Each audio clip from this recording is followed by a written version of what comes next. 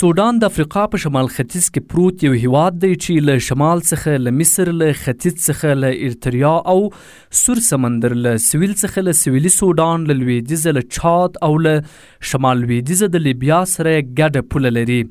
دغه هیواد د جغرافیایي موقعیت له مخې یو ستراتیژیکه سیمه لري چې د افریقا د شمال او مرکز ترمنځ یو پل ګڼل کیږي. سوډان یو پراخ هیواد دی چې د اقلیم له مخې پکې توپیرونه موجود دي. د شمالي برخو اقلیم یې صحرایي دی، وچه او ګرمه هوا لري، خو کله چې جنوبي برخو ته نږدې کیږي اقلیم نسبتاً استوایي بڼه خپلوي، چیرته چې بارانونه هم زیات وي. د نیل سیند له دې هیواد څخه تیریږي چې د خلکو ژوند، کرنه او اوبه پرې ولاړې دي. د سوډان د خلکو اقتصادي حالت له اوږدو کلونو راهیسې له ستونزو سره مخ دی، که څه هم دا هیواد د سرو زرو، تیلو، ځمکو او نورو طبیعي منابعو بډای دی، خو سیاسي بېثباتۍ، جګړو او نړیوالو بندیزونو د خلکو اقتصاد سخت زیانمن کړی ده. زیات خلک کرنه، مالداري او کوچنۍ سوداګري کوي، خو بېوزلي، بیکاري او لوږه لا هم پکې ډیره ده. د سوډان اکثریت خلک مسلمانان دي او د اسلام د سني فرقې پیروان دي. دین د خلکو په کلتور، ورځني ژوند او قوانینو کې مهم رول لري.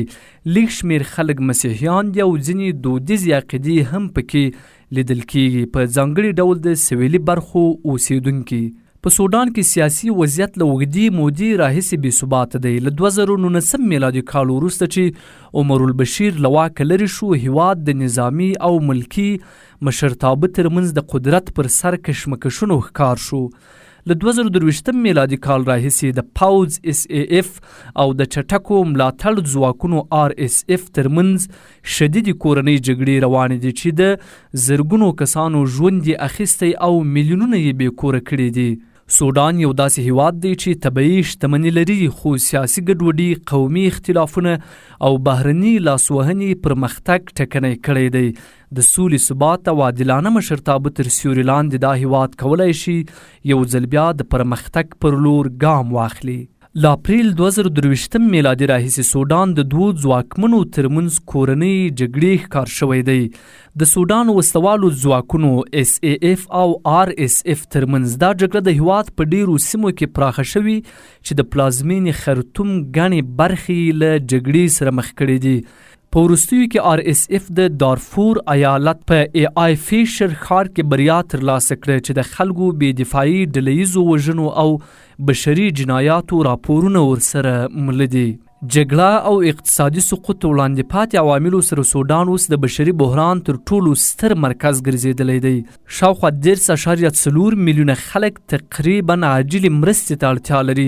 د کورنیو بې ځایه کېدل دومره لوړ شوي دي چې سلګونه زره خلک بې کوره شوي او شاوخوا 12 میلیونه داخلي بې ځایه شوي یا په ګاونډیو هیوادونو کې فنا اخیستې ده. د خوړو ضعف، کم تغذیه او وبایي ناروغۍ لکه کولورا په ناوړي حالت کې دي. په ځینو سیمو کې لوږه ډیره زیاته ده، یعنی د بشري قحطۍ حالت دی. سوډان اوس په داسې حالت کې دی چې جګړه، لوږه، بې امني او اداري رکود یې سره نښلي. که فوراً تدابیر ونیول شي، د جګړې تهدید کمول، بشري مرستې پراخول او ادارې بیا جوړول، نو امکان لري چې وضعیت لږ ثبات پیدا کړي. خو که وضعیت همداسې پاتې شي، په لنډمهاله کې کیدای شي نورې سیمې هم په ورته بحران کې ډوبې شي.